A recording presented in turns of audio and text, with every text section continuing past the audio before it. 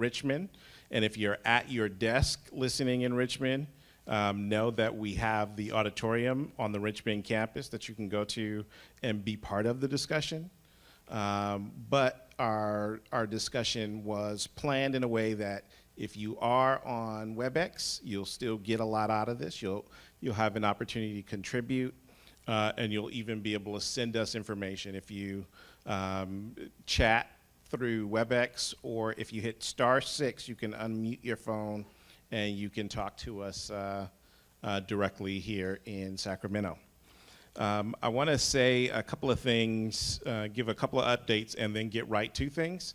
The first is that today's conversation was really born out of the filming that we watched last month as part of the speaker series. And we know that that was a lot of information. It was a little heavy to take on, but we also recognized, and especially through the comments, that there were a great deal of you who wanted to be able to have a conversation. And so that's what led us to change some things up in our mini-series on race and equity, and bring this to how can we really get a dialogue going.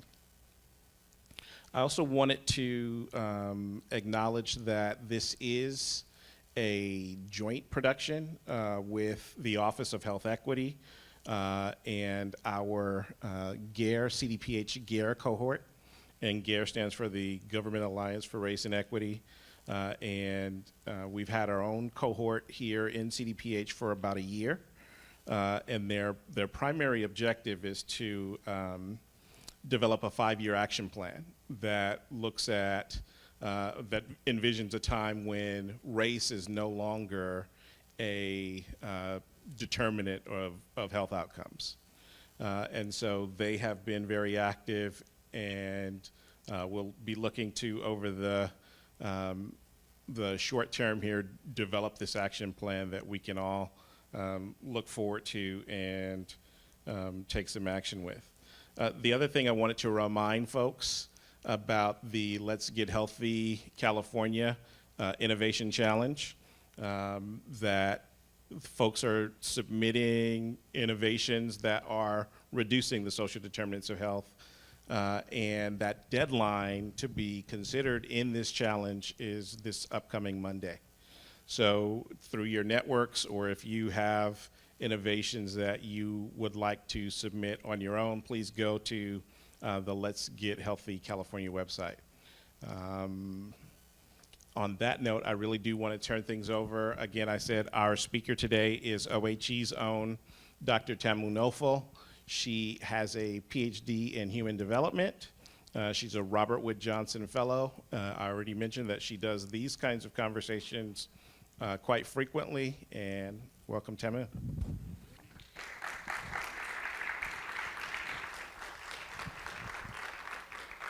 Hi, everyone. Good afternoon. Okay, well, thank you for coming out here. I know you came out here today more likely than not because you care.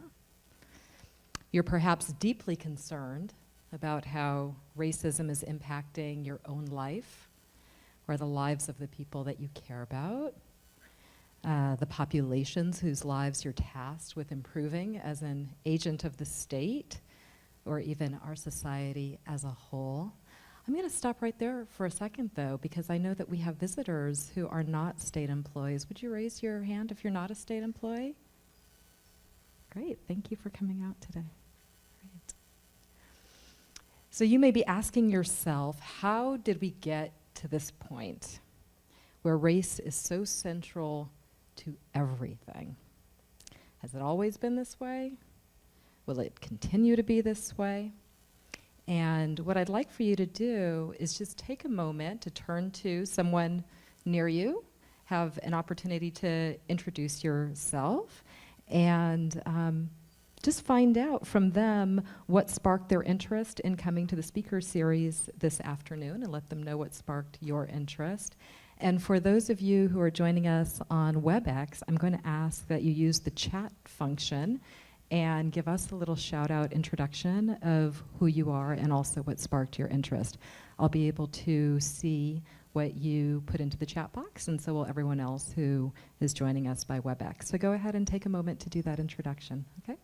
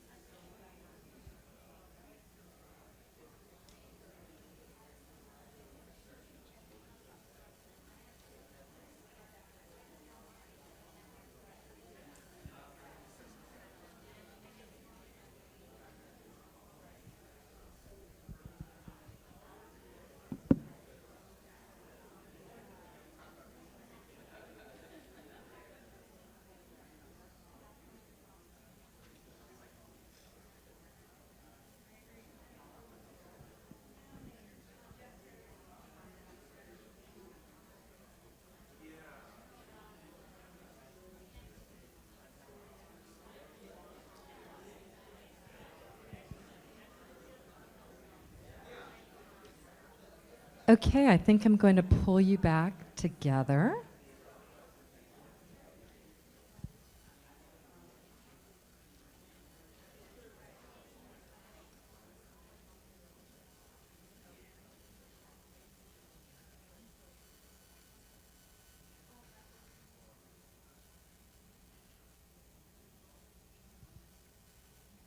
Great, thank you. So I'm interested, can you just shout out some of the responses of what sparked people's interest in coming here today?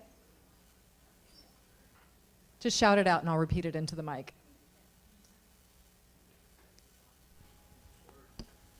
You have to be a little louder so I can hear you. Oh, or Dahir also has a mic. We're from civil rights and it's related to what we do. You're good. Civil rights, you're from civil rights and it's related to what you do. Great. Yes. With education and 6.2 million kids, 300,000 teachers, 10,500 schools, it's a conversation that needs to happen if we're going to have any hope of closing gaps. So I look forward to the conversation and taking some input. Thank you. So Gordon Jackson, with Department of Education, that we need to have this conversation if we're going to close the gaps in the educational system. Housing equity. Great. Okay. Yes.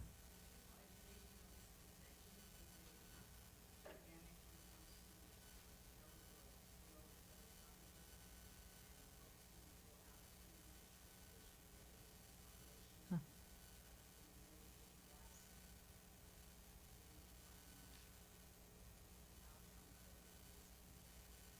Okay, so nutrition education. Okay. Yes.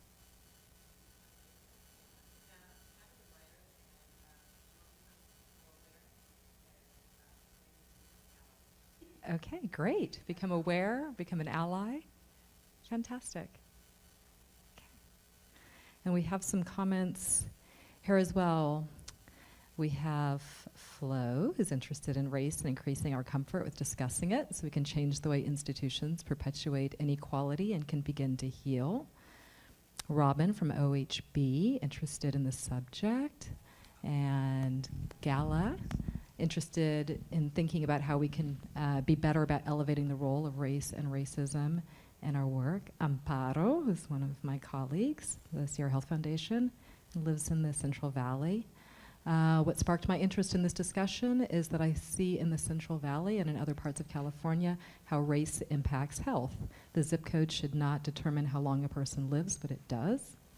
And Maria Santos, who's interested in race because she believes in equity, not necessarily equality. We talked about that a little bit, I think, last time, but I don't know how many people recall that. So when we talk about equality, quite often we're talking about sameness. And sometimes sameness is fine. But when we're talking about equity, we're really talking about what is it that people need in order to achieve their best outcomes. I've been told to use the podium mic, so I'm going to do that. I'm going to follow instructions. So, when we think about equality, you can think about something like a flat tax, so everyone gets the same thing. But if you have people who are making more or less money, who's that flat tax going to hurt the most? The people who are making less money, right? And so when we think about equity, it's more about what kind of a tax structure would be fair to everyone. So, yes. I want to understand, within the Muslim community, people who are American-born Muslims who are African-American have a different history and a different view than people who maybe are immigrants and don't understand that Black Lives Matter and that kind. Their identity is first, I'm a Muslim, that's what matters. So I'm trying to understand the disconnect, because there's a disconnect there. So that's a question that you have. I don't know whether or not we're going to be able to get into it today, but as I said, there are so many questions, and as Dante mentioned, quite often these trainings are a full day, sometimes multiple days. We have this little sliver of time, and so we're probably going to raise more questions than we're going to be able to answer, but we're going to do our best. So we're going to take a step together forward today, just as we took a step last month when we watched and discussed an episode of Race, the Power of an Illusion, and just as we'll continue to do with the speaker series, the Office of Health Equity newsletter, Portrait of Promise, the California statewide plan to promote health and mental health equity, the GARE Action Plan, that's the Government Alliance for Race and Equity Action Plan, and many other connectors on this journey. And someone mentioned to me that everyone wasn't here the last time that we met and we watched Race, the Power of an Illusion. Raise your hand if you've not seen Race, the Power of an Illusion. Oh, a lot of people in the audience. Okay. So I'd recommend that you get your hands on a copy. It's pretty informative. YouTube, is it available on YouTube? Fantastic, okay. But the episode that we watched, I think was episode 3, The House I Live In. Is that what it's called? House I Live In? And it really explored the government's role in how we've created housing inequality and wealth inequality, but really how those of us who've worked in government have been responsible in large part for creating those inequities. So I wake up each morning and wonder if this is the day I'm going to get myself fired for pushing the envelope just a little too far. So let's see how I do today. I'm going to start with a few images. Oh, maybe if I can. Dawn, how do I move my screen, my PowerPoint forward? Do you control that back there? No?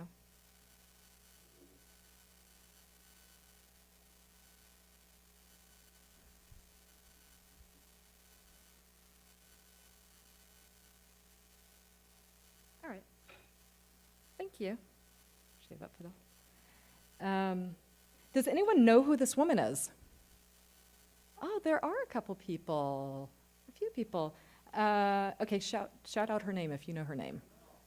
Catherine Hall Trujillo.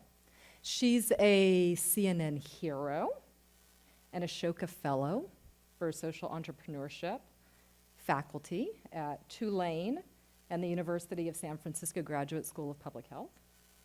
She worked for the California Department of Health back in the 1980s.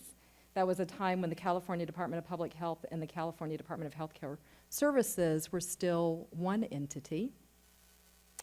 But at some point, she became very interested in Black infant mortality and morbidity in California and didn't think the state was doing enough to address it.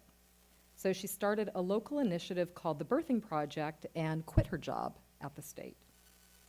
And that initiative has since moved its way across the African diaspora, taking root in cities throughout the US and around the globe, linking expectant moms with social support from within local communities, and maximizing birth outcomes. To date, it's responsible for touching the lives of about 13,000 babies that have been born into the Birthing Project. She'd also been involved in the Black Panther Party in Los Angeles back in the 1960s or early 70s, and was delighted to see that this month's issue of the American Journal of Public Health featured the public health legacy of the Black Panthers. Sometimes governments need to see urgency and solutions from the community to follow suit, and I expect that will continue to happen, whether it's attention to Black infant mortality or free meals for children. But I'm also heartened by the leadership that I'm seeing in the field of public health to champion solutions and urgent action from within our own ranks. I didn't expect to end up where my mother left off. But one of the things she taught me was that we have to have people outside and inside of the system who care, who are willing to stick their necks out and engage in the kind of work that pushes the envelope. We need each other, so I'm really delighted that there are so many of you here today and on WebEx who are partners from outside of the system, and that those of you who work in the state system have stayed on to make America live up to her promise. So the photos that we have up here, some of those actually are me when I was a little bit of a peanut and the rest of my family. So, but as we can see from any number of snapshots, we have quite a ways to go to make this promise a reality. And here are just a few to remind us of what we're working with. Let's start with the wealth gap. According to the Pew Research Center, white net worth was X times greater than Black net worth in 2013. And if you were at the last discussion we had, I actually gave you this answer. Okay, so white net worth was X times greater than Black net worth in 2013. A, 17 times. B, 13 times. C, 9 times. D, 5 times. Shout out an answer. All right, so we have 17, 13, or 9 times. Let's just see what we've got. And if you're on WebEx, you're welcome to type your answer into the chat box. Oh, they say that they lost audio. Uh-oh. You can go ahead. Oh, I can. Okay. All right. I'm used to things going technologically wrong, so I just assume that they will. Maybe I need to not assume that.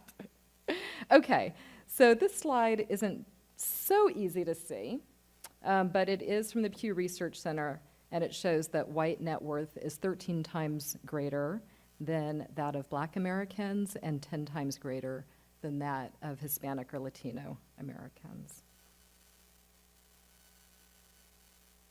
And this is what it looks like here in California. Okay.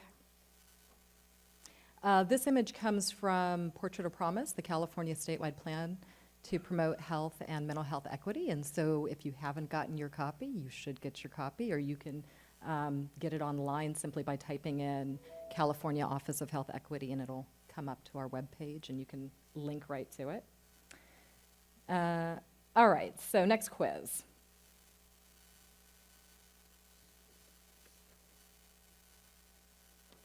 Uh-oh, get my numbers right. Make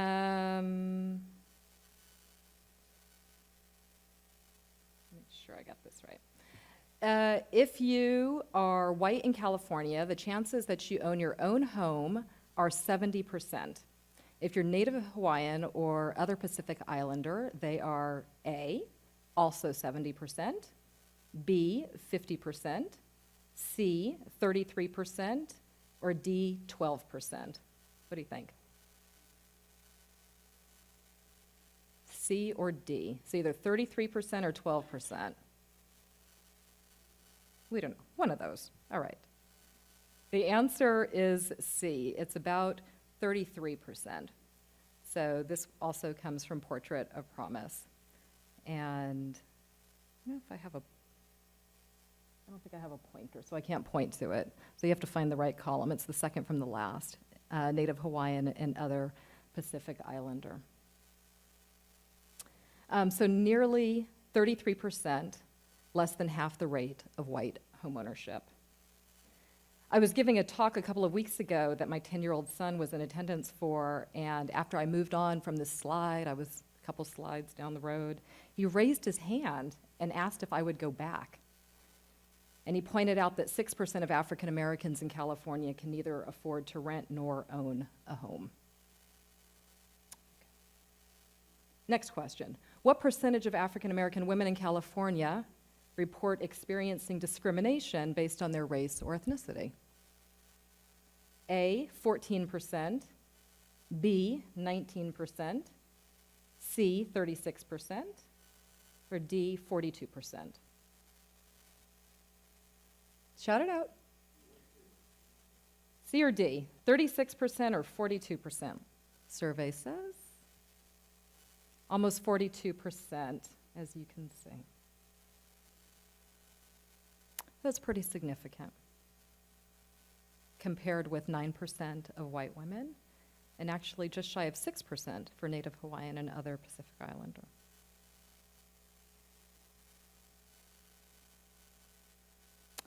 Race-based hate crimes represent the largest number of hate crimes by far, with African Americans the target of the vast majority.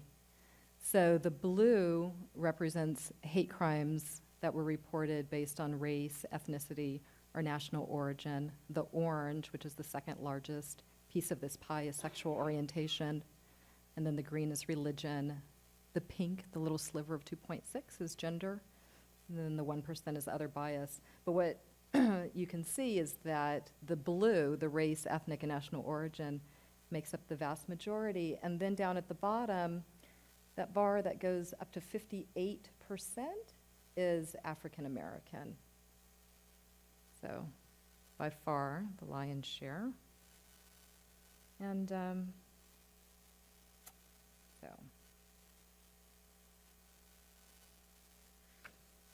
I don't think it will come as a surprise to you that African American boys are disproportionately arrested for marijuana possession, using at a rate of about 5%, but being arrested at a rate of nearly 11%.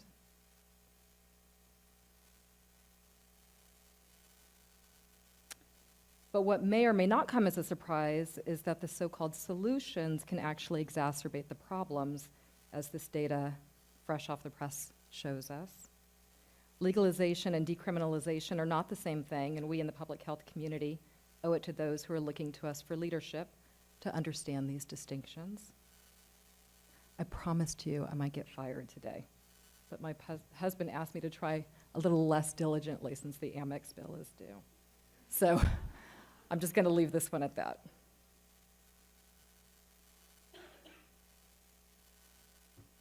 Talking about race and racism can feel like running into a burning building. You have a lot at stake. You can get people out of a dire, life-threatening situation. And you can also have the whole structure come tumbling down on you. Let's just say it's not for the faint of heart. If you've ever been to a cultural diversity training or some such that has crashed and burned, you know what I'm talking about. This is not an easy topic to gracefully maneuver, but I think it's one we can all agree isn't going to simply get better on its own, or else it would have by now. So here we go into the burning building. But what I want to offer up is the fact that this is something firefighters do every day. They're well-trained and conditioned. They have the appropriate gear, protective suits, masks and respirators, hoses, and they're with a team that they trust. They're graced under pressure. As a result, they're able to do amazing things and still stay as safe as possible.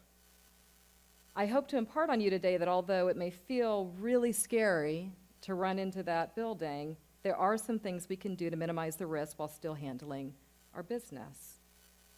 Do you have anything worth saving?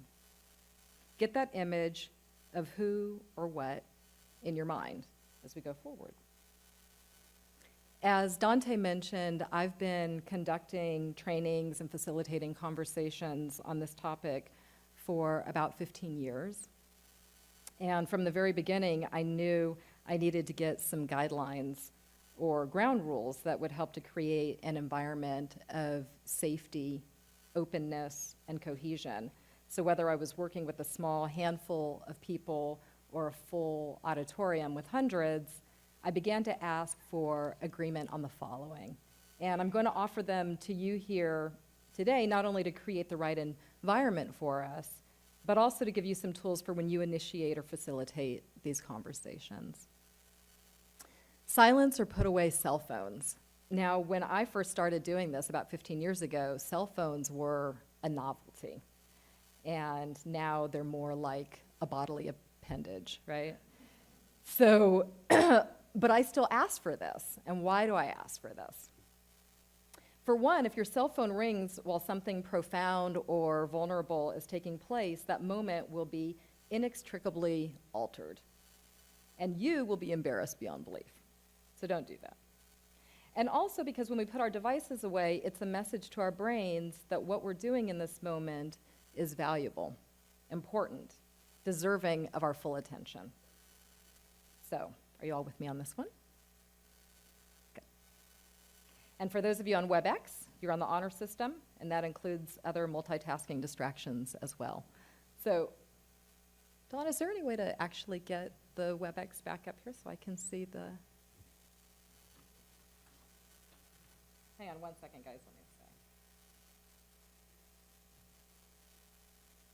No, it needs a password or something.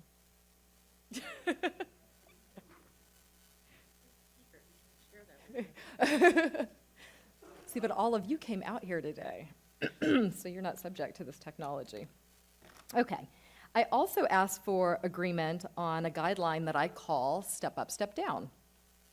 These are conversations, not lectures, which means they require audience participation.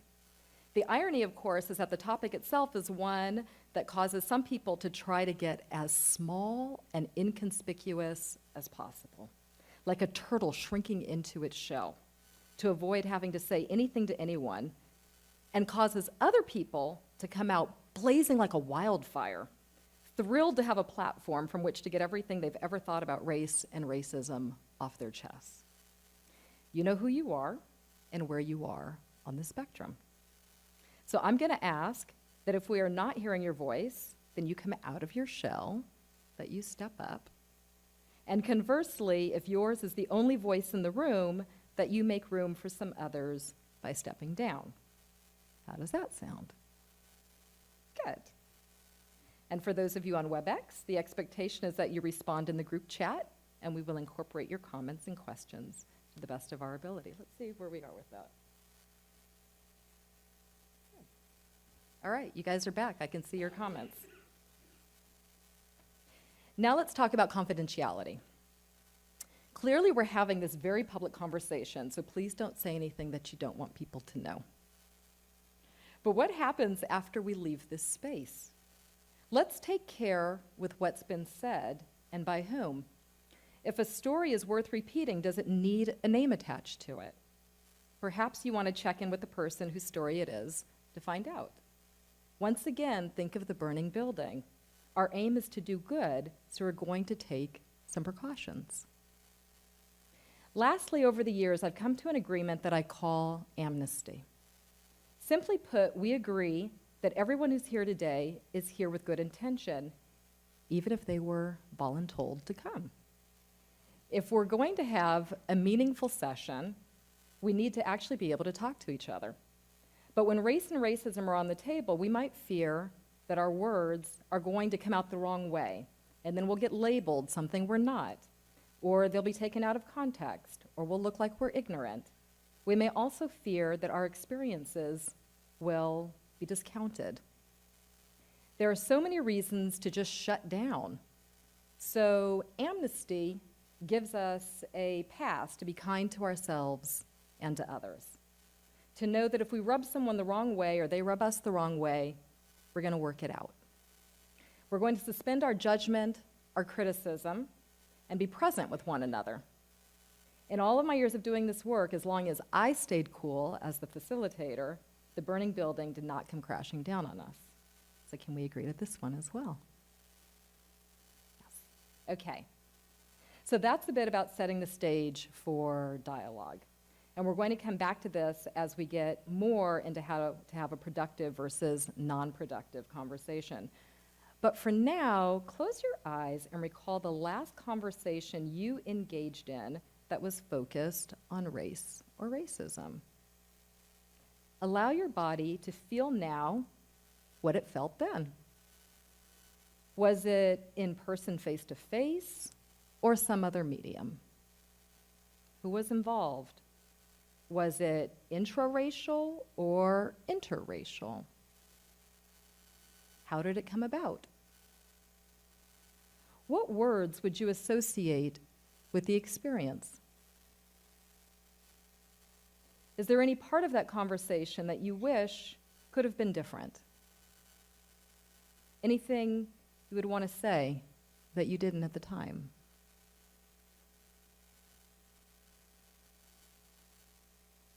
All right.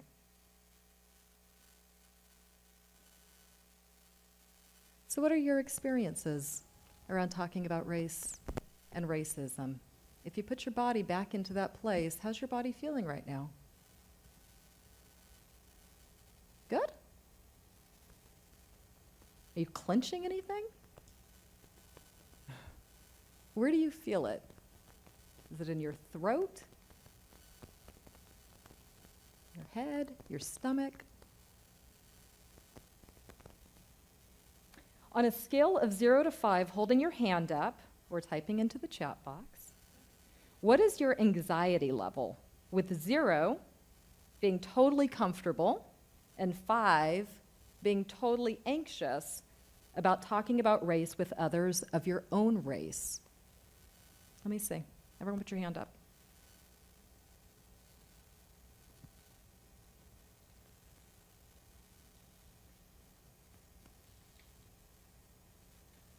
All right, quite a range in the room. Let me see if anyone in the chat box has told me. We have a 0, a 3. Let's see what else comes in. All right, next question. Now the same question, but talking about race with others from a different race. So 0, totally comfortable. 5, totally anxious. Show me.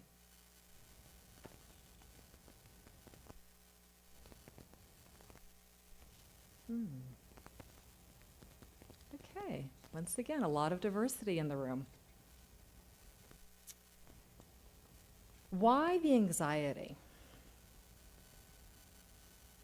And if there is so much anxiety, why do we do it? Why not simply ignore race?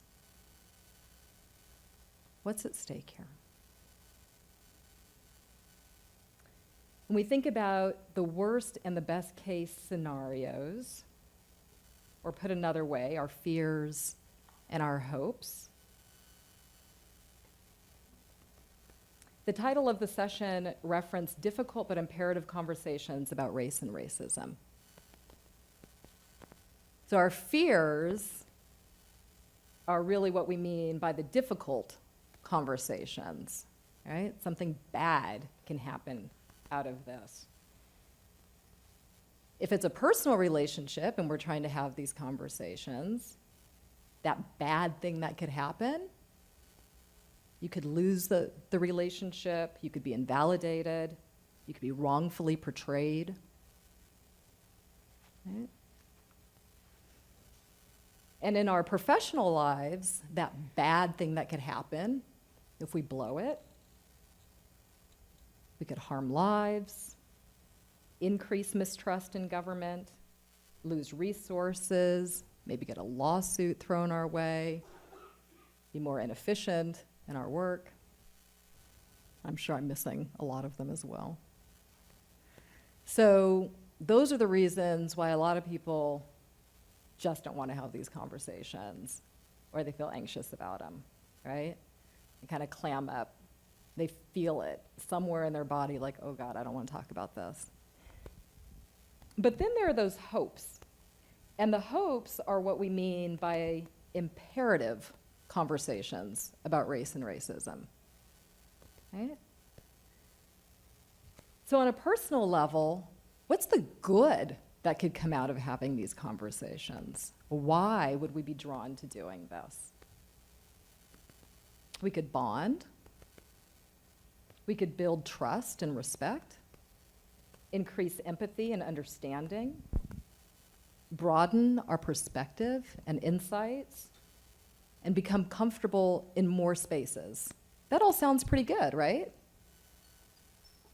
I want that. And in terms of what we could gain professionally, we might actually change the course of seemingly intractable disparities and inequities. We might actually be able to do that, right? If we decide that we're going to take this on. So there's a lot to lose, but there's also a lot to gain. There's a lot at stake for getting it right. And conversations alone aren't going to get us to the outcomes we're seeking, but without the conversations, we'll never get there. So for starters, we have to get comfortable with the terminology. Let's start with the word race. How is race different from ethnicity? And I hear maybe you can help me with the microphone. This is that audience participation. Or Leah. Who would like to help me out? What's ethnicity? You can also type it into your chat box.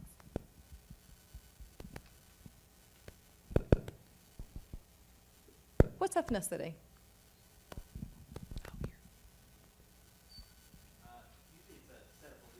Oh, hang on one second. She's going to pass the mic to you in just a second. Sorry, I thought she had her hand raised. Oh, sorry. Usually it's a set of beliefs, sometimes beliefs, attitudes, language, religion sometimes, that a community or a group of people share. Thank you. Do you want to add to that? Just like to add that it's a communal understanding between a group of people as to the bonds that they choose to share and display. Okay. Anyone else want to add to ethnicity? Okay. So it's kind of that place that our families are from, maybe some shared religion, shared history, shared language, customs, right? Some of those things going on. What about race? What's race? Because sometimes we use them interchangeably. Are they interchangeable? I'm seeing head shaking no. All right. A brave soul. Shoot that hand up. Let's hear what race is. Yes. A societal construct. Okay. Why? Go ahead, you can hand her the mic. What purpose does it serve?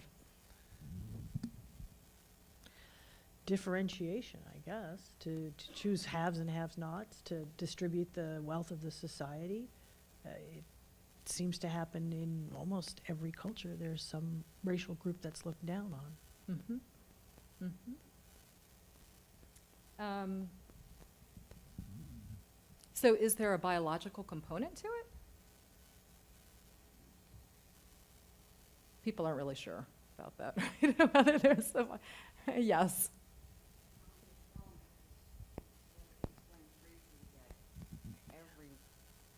Every everyone is, 99.99999% the same, or something so close that's indistinguishable.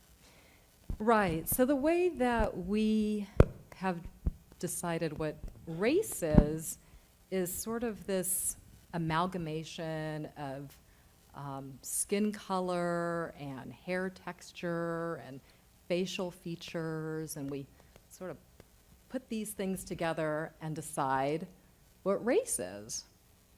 And, over the last several hundred years that we've had this idea of what race is, it's not helpful from a scientific, biological perspective. It's helpful from a sociological perspective because, as you've said, resources get distributed in different ways and opportunities get distributed in different ways. Some groups are valued more than other groups. But when we think about kind of its usefulness to us,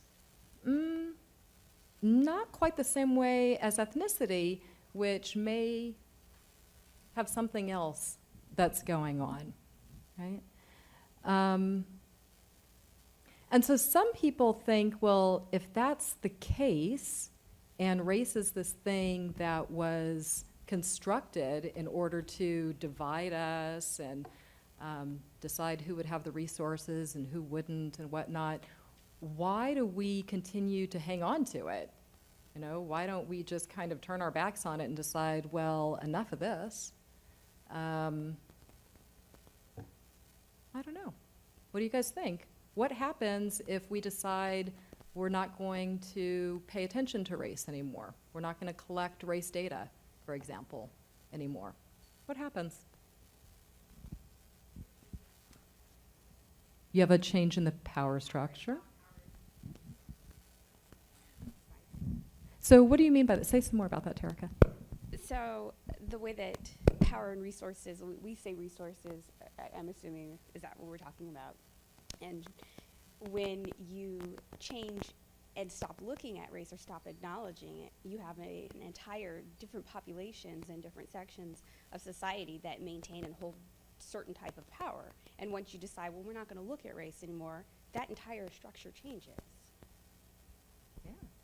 So in the meantime, someone else had a comment about this. Yes. Well, I don't know if I think saying we're not going to look at race anymore makes any sense, because as a privileged white woman, there's so much I don't know that I don't know. So that there's blinders on, that education about the impact of that is really important. Mm-hmm. Yes.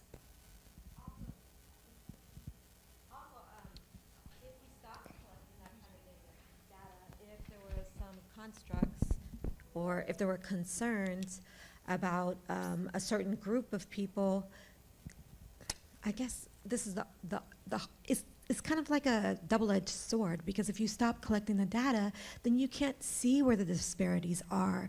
And we need to fight those disparities, and the data helps drive some of our resources to do that. So even though right now it's like, I'd rather not have anything to do with that, but at the same time, it's important.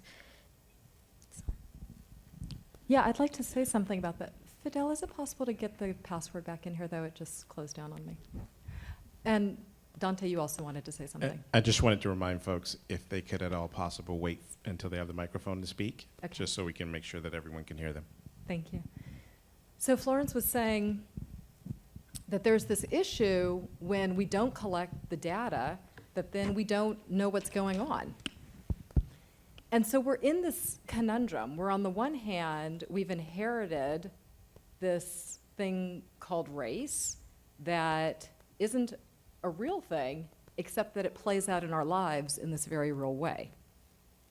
So if we say, well, we're just going to ignore it because we know it's not a real thing, does the way in which it plays out in our lives go away? No, it doesn't go away.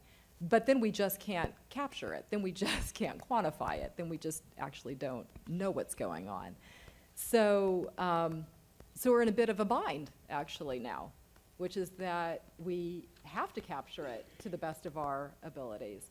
We're actually at a point in time right now where I believe the Federal Office of Management and Budget is seeking input on whether to have a category specific to North Africans and Middle Easterners, and why? Why is that? Because if there's discrimination that's happening, then we need to be able to address it. But if we're not capturing that data, how can we address the discrimination? At the same time, do people feel comfortable giving up that information if they're not quite sure how it's going to be used? So that's one of the conundrums that we're in government, is that we actually have to communicate to people why we're collecting this very sensitive data, right? And I've actually always been of the mind that I'm not sure we're asking the right questions in the right circumstances. So if we're looking at trying to tailor programs, for example, that are going to be culturally congruent, then we want to know how people identify themselves from a racial or ethnic perspective so that we can make those programs aligned and congruent.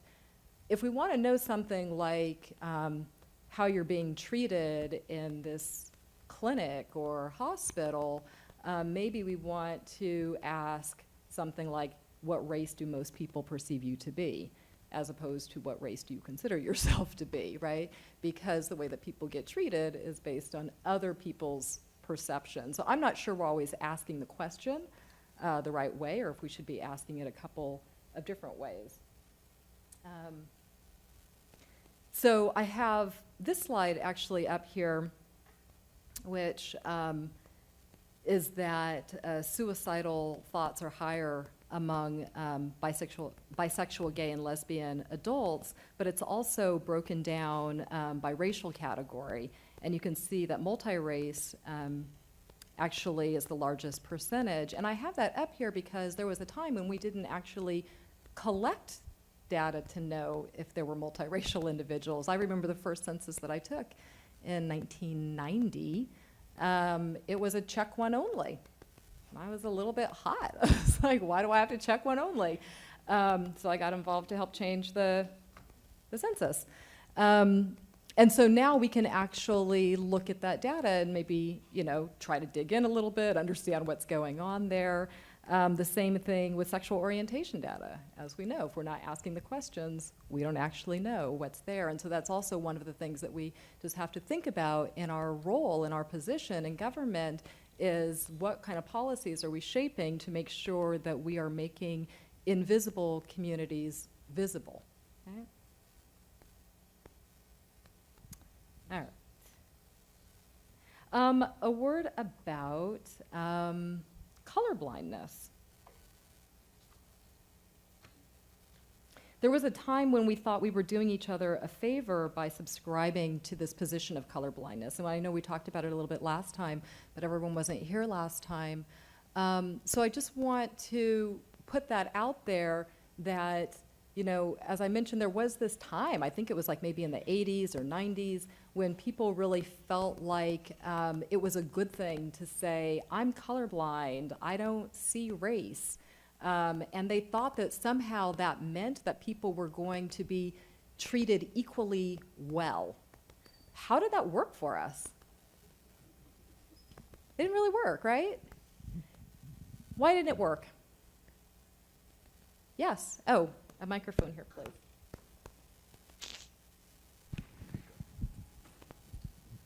It was quite dismissive, Mm-hmm. and it also avoided the truth, and it avoided potential things that were happening, Mm-hmm. and it alleviated critical conversations. Yes, right. And and is it true? No, it's not true. We actually do see color differences. We do. And so it's not genuine, right, to make these kinds of statements. And I think that that's one of the things, if we're going to have real conversations with each other, then we really have to be genuine. Okay. Now let's talk about racism. Just yesterday, a colleague at the Office of Health Equity sent to all of us in the office this article about Dr.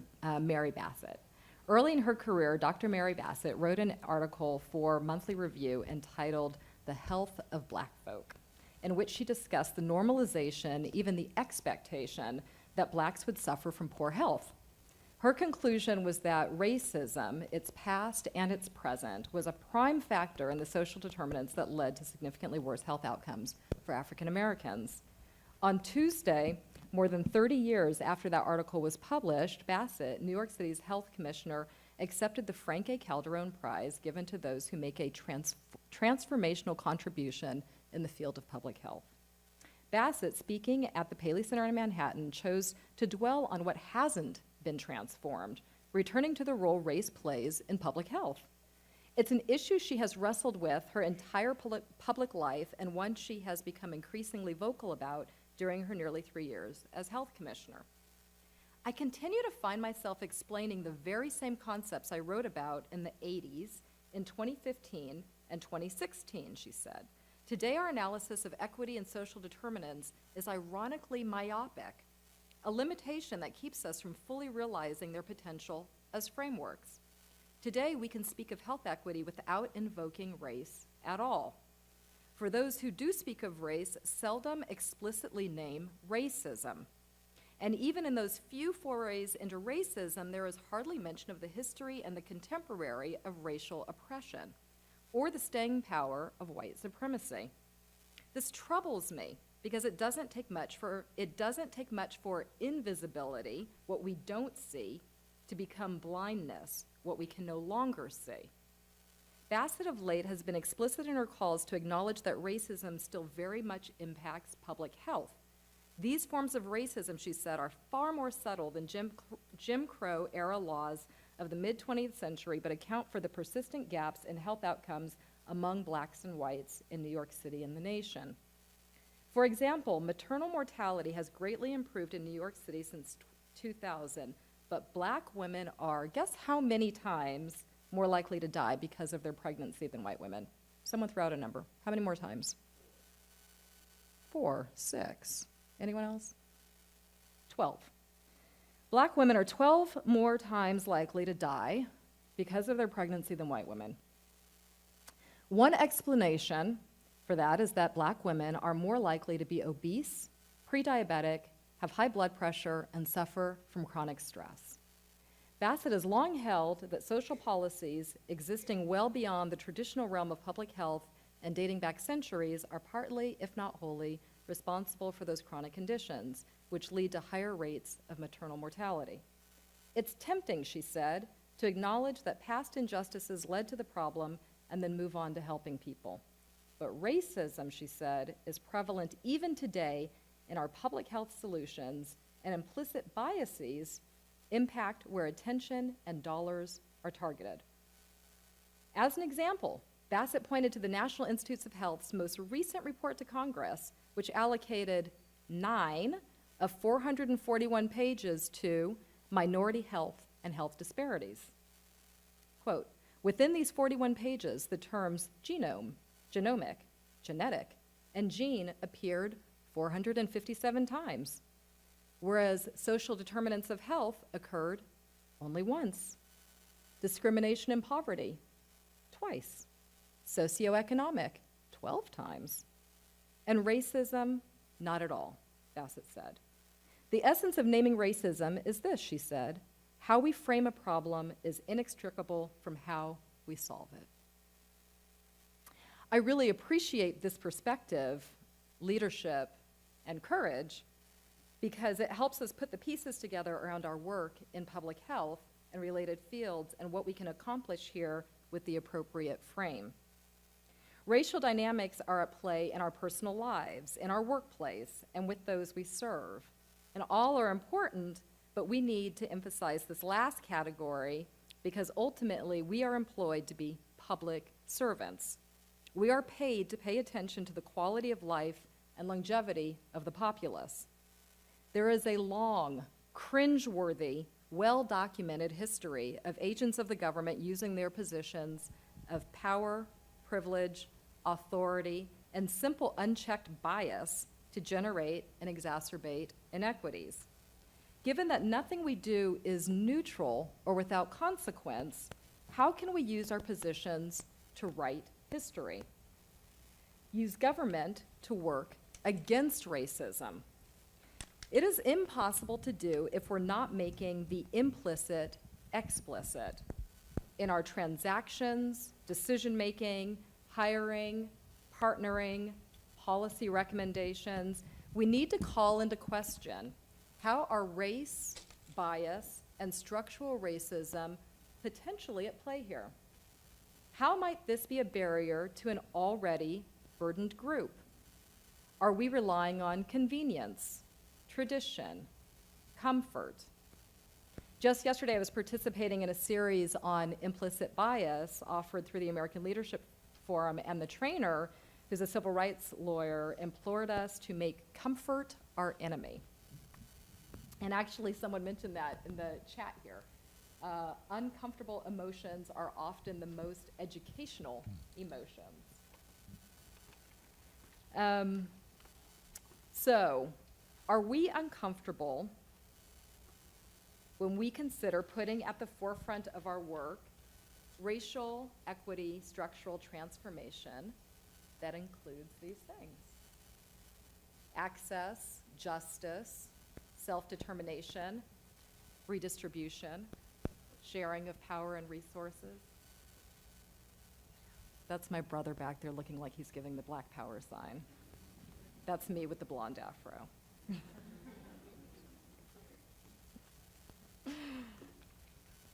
So this might make some folks a little uncomfortable. But how might we apply these goals to the functions of government over which we have influence? So I'm going to throw some out, and maybe you have some others also. The collection, analysis, and reporting of data. The allocation of resources through contracts, grants, and loans. The design, implementation, and evaluation of programs. Educational campaigns. Regulation, ensuring compliance with federal and state laws and mandates. Surveillance to prevent and minimize outbreaks and threats. Generate policy change. Are there any other government functions or activities that come to mind for you where we might think about this kind of racial equity structural transformation? Oh, we have some thoughts over here. Good. Just adding what this is an example of today, workforce training, development. That's right. Workforce training, development, competence building, capacity building. Mm-hmm. True governmental representation of the actual face of our country. Absolutely.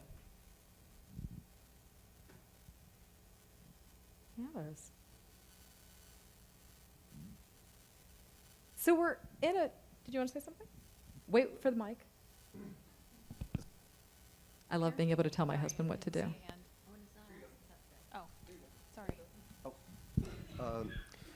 Recognizing the impact of race on trauma and ultimately health. Mm-hmm. That's right.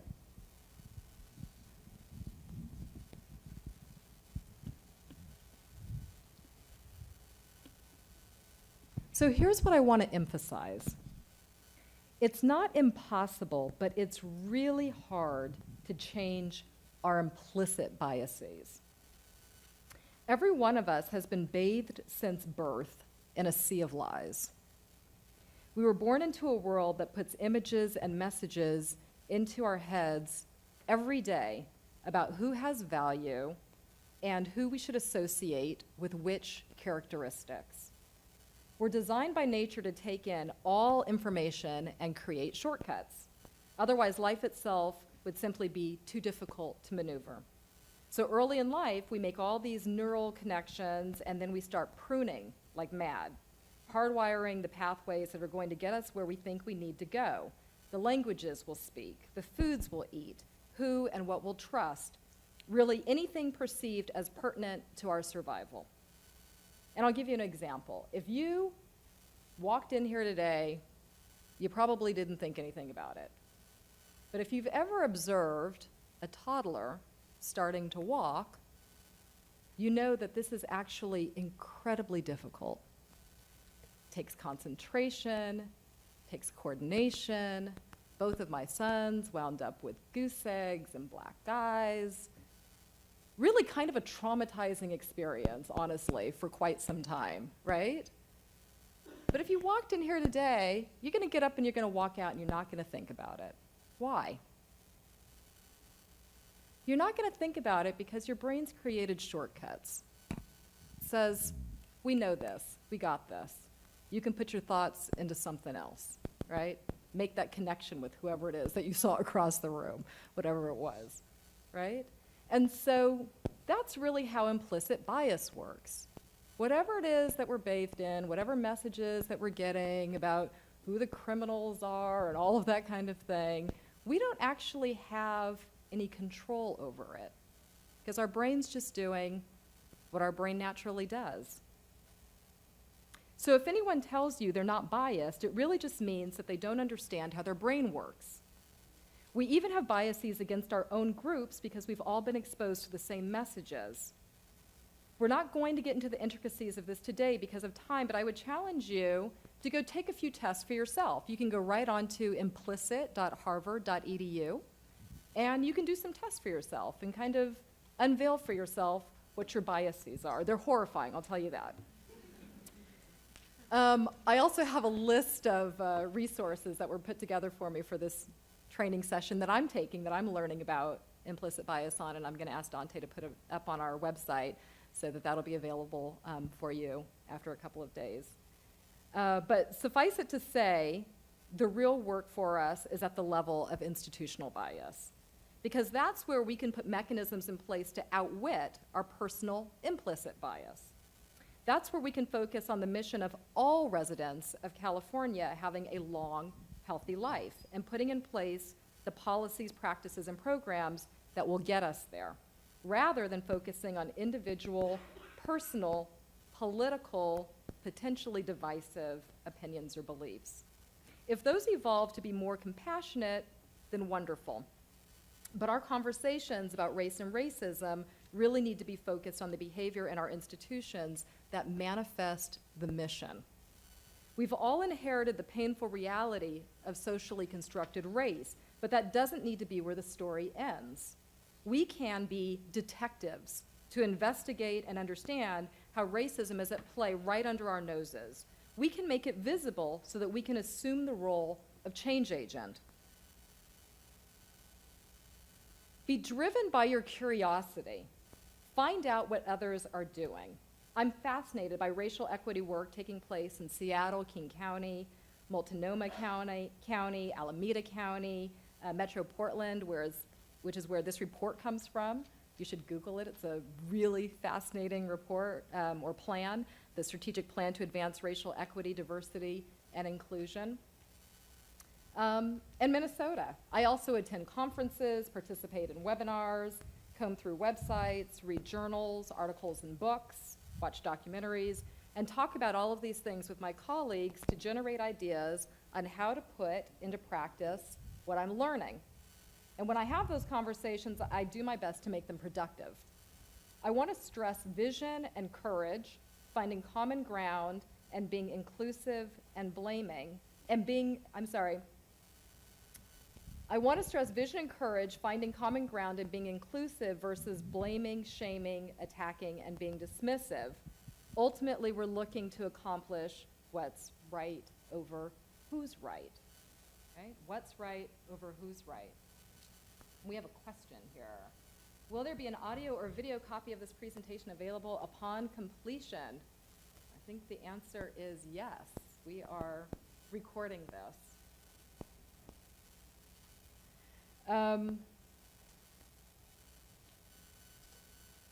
I don't know how to have conversations about race and racism without being incredibly vulnerable, which is why I often weave my own family stories and photos into these conversations.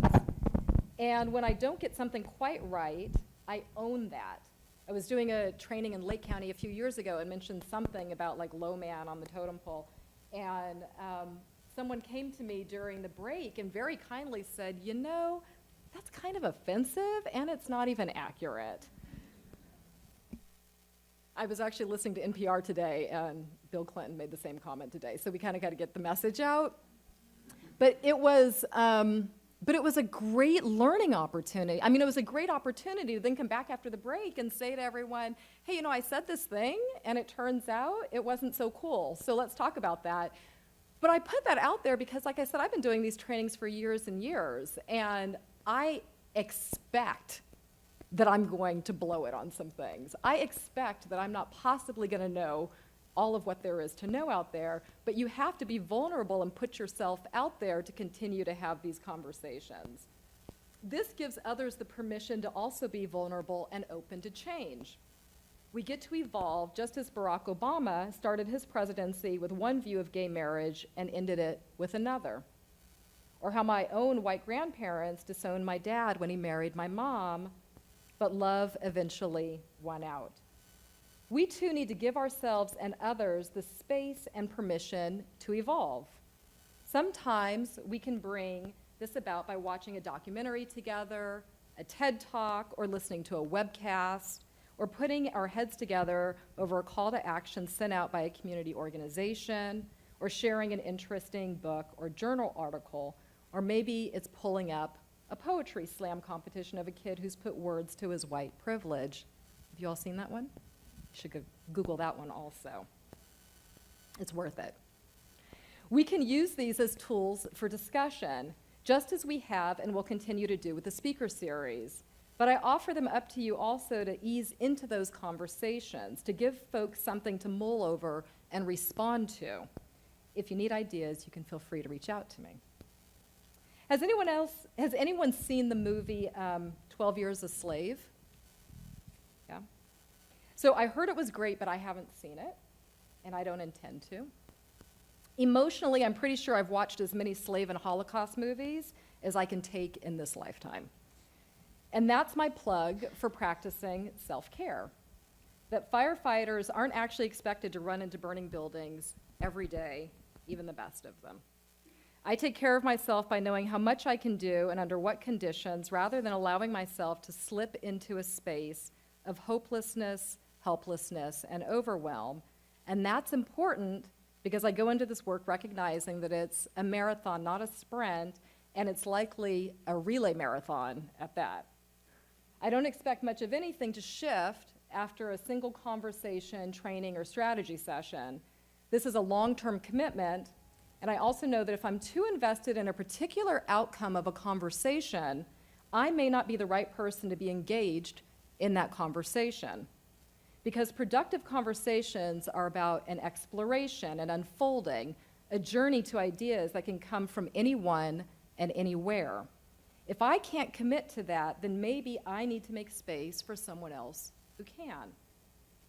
So I want to give you an opportunity to think about how to engage in some of these questions. Do we have time for them to talk to each other? Yes? Okay.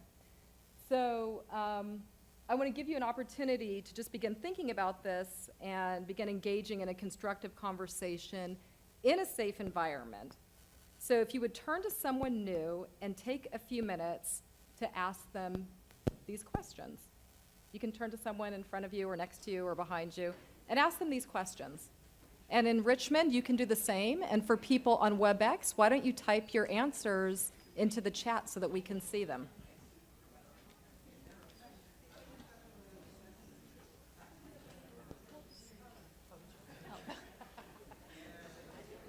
As I started reading, I'm like, oh, I don't think that was for us. So what's her question? What vision do you have for your legacy? What do you want for California's next generation? Okay.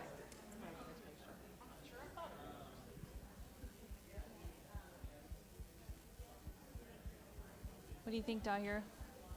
In the event that you're What listening vision do you have in for your and don't have access to a screen, the questions are, what vision do you have for your legacy, and what do you want for California's next generation? Wow, that's big.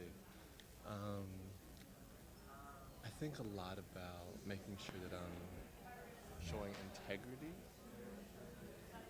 and that I'm like honoring the fact that there's people who are fighting the battles that I'm fighting, but I get to do it 9 to 5 and get paid for it, and that there are people who have to work and scrape by to make a living, and then have to try to be activists and start conversations and do this type of work sort of 5 to 9.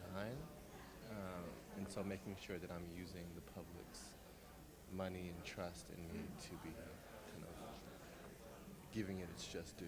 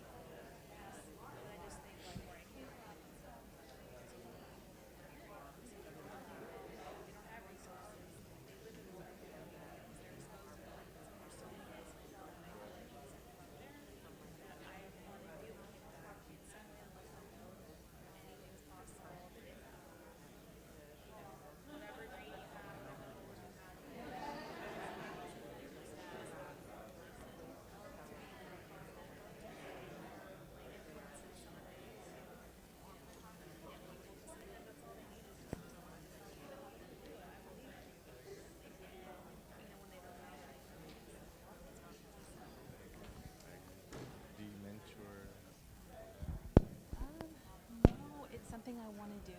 I'm really thinking of doing something like Big Brothers Big Sisters, something like that. Yeah.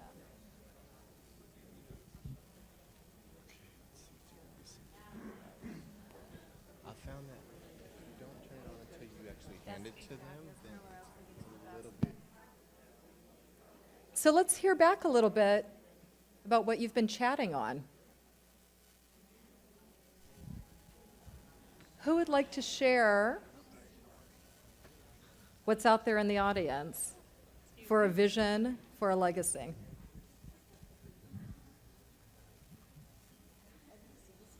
Your own or what was shared with you, if that's okay with the person you were talking to? Oh, yes, right there. A brave soul. Go ahead. I just wanted to say, I guess my vision for a legacy would be just understanding, just to pass the understanding down to the next generation of walk a day in my shoes. I'm different from you, and try to understand where I'm coming from. And I wear this black skin every day of my life. I was born with it. It's a real thing to me. I can't be blind to it because it's who I am. So just to understand, try to understand my story. Nice. Yeah. Anyone else? Yes.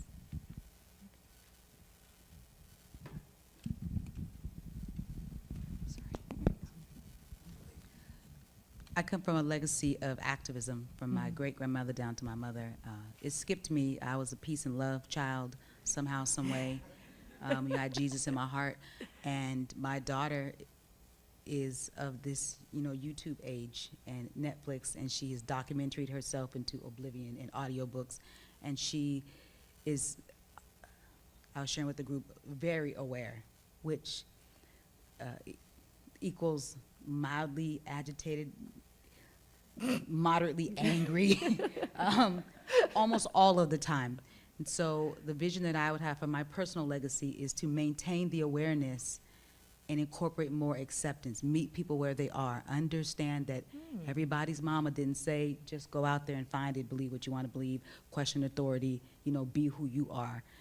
A lot of people still kind of wash their kids in the implicit biases. And for California's next generation, since we have these kids who have the world in their hand or in their pocketbooks, to maintain the awareness and really be willing to shine the spotlights on the stuff, learn to manage the uncomfortable emotion, and continue to meet people where they are and Right. not cut people off or bully Right. them if they're different. Right. Is there a way we can switch to Richmond and hear if they have anything they want to say? Solange, if you want to hit *6, you can tell us if there's anything you want to share from your space.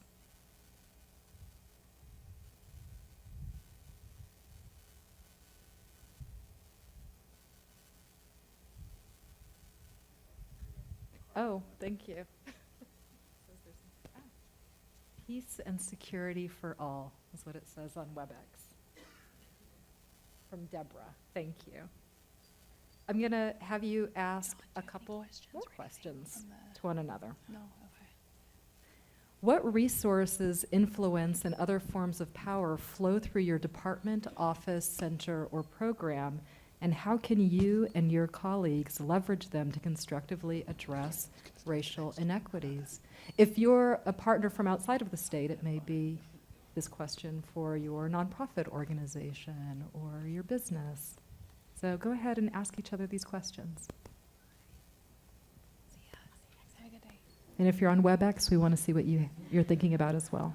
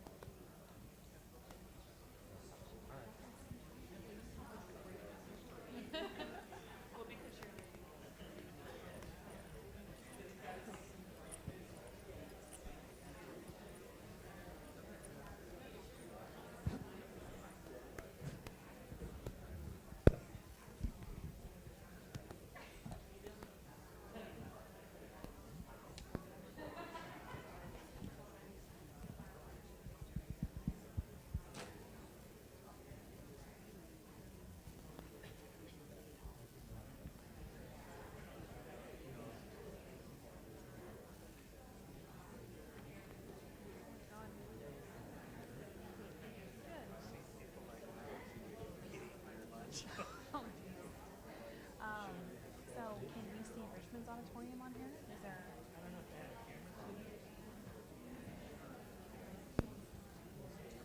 Are you just saying you hear people eating lunch? No, we See them at their desk? Oh, there's Richmond campus. Oh, cool. So, Okay.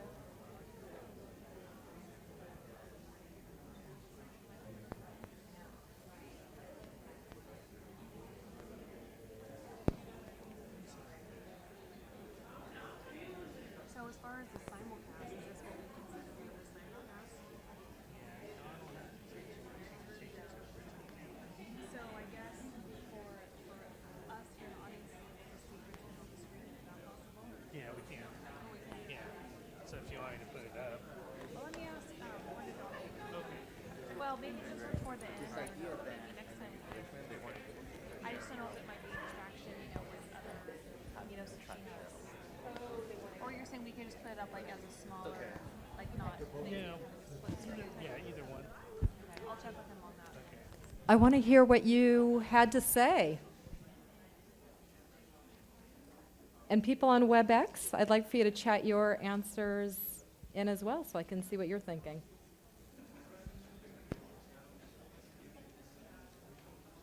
So what resources, influence, and other forms of power flow through your department, office, center, or program. This is a great time for you to represent also. If you're not from the California Department of Public Health, you can let us know who you are and where you're from. Okay, who wants to start? Yes, Steve.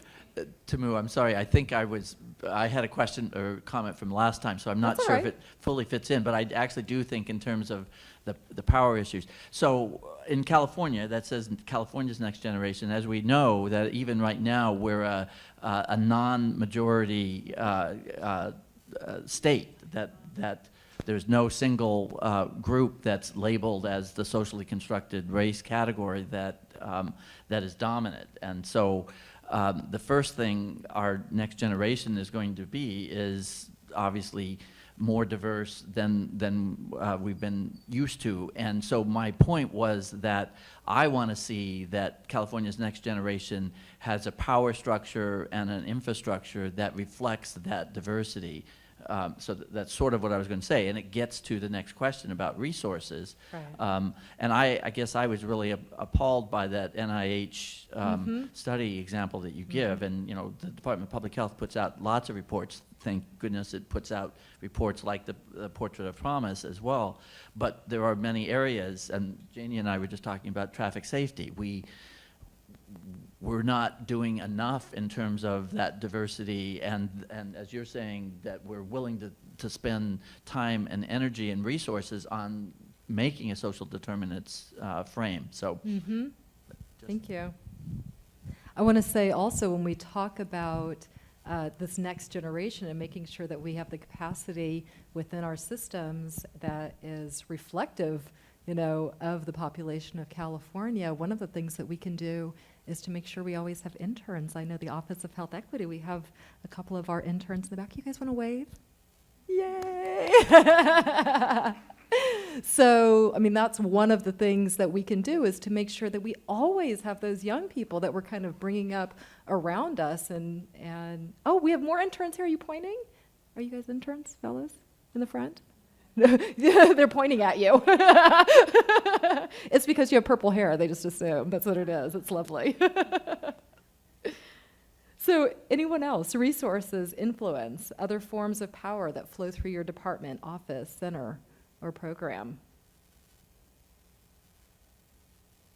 Yes. Florence. Thank you.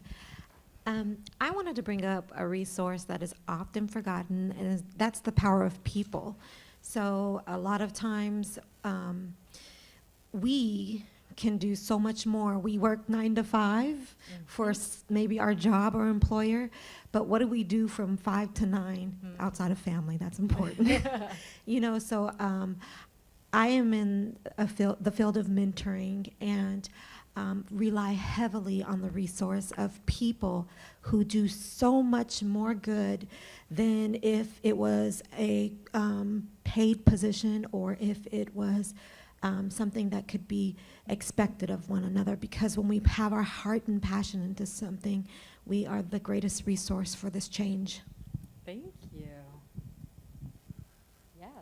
Since I have the microphone, I'm compelled to add a third bullet, and that's after the first bullet. And the second bullet would be something to the effect of, how is it that you work with decision makers to be sure that they're on the same page of the same book in the same bookshelf before you can work to leverage those resources and address racial inequity. So in the Department of Education, we have a very large budget, and we have a lot of federal and state funds. At the same time, there are constantly those issues associated with decision makers, so that we're all in agreement about priorities. And perhaps if we're not in agreement about priorities, we have some process in which to work through that to get somewhere, to then be able. So that's just a critical piece. That's a hard piece to contend with. Thank you. And we have here on the line power, who we hire, where we focus our prevention efforts, how committed we are to reaching out to diverse partners to participate in our work, influence by explicitly incorporating equity considerations in hiring and prioritizing our work, seeking our partners, etc. And then we have, this was sent to me privately, so I guess I won't read it because I'm not sure it says privately on it. Never mind, so I won't read that out loud. Oh, one more.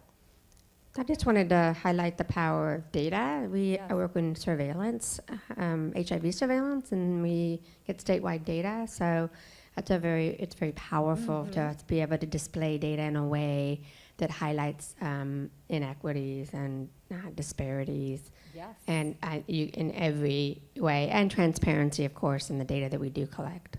That's absolutely right. Dante and I were actually just down in San Diego with their county, and they were they were forming disparity reports or disproportionality reports for their work in AIDS and tuberculosis and maternal and child and adolescent health and all of these different areas where the public health officer there has said, look, we need to drill down and really see where we have disproportionality happening so that we can create dashboards and action plans to really address the problem. And I think that's the thing. We have to have the data. We have to be willing to really look closely at the data and do something differently with it. And so, you know, as you guys are leaving today, I hope that you'll continue on with the thinking and the conversations around what do you need and what are you willing to offer. And as I said, this is just one part of a long dialogue. It's not the end, but hopefully it helps us to feel a little bit more comfortable about running into that building. So we're going to continue to train, to suit up, to build cohesion and trust with our team. And courage and legacy are yours for the taking. If there are any questions or comments that you wanted to make and didn't have a chance, I will certainly stick around for a few minutes, but it's 4:30, so I want to honor your time, and thank you so much for coming today.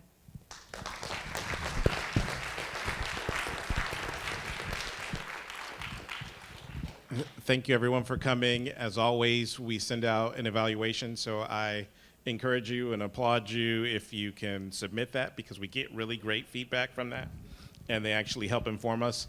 Also, when you came in, there was a flyer, so we have our November and our December presenters already, so hopefully you can join us and help spread the word about it in the future. Thank you.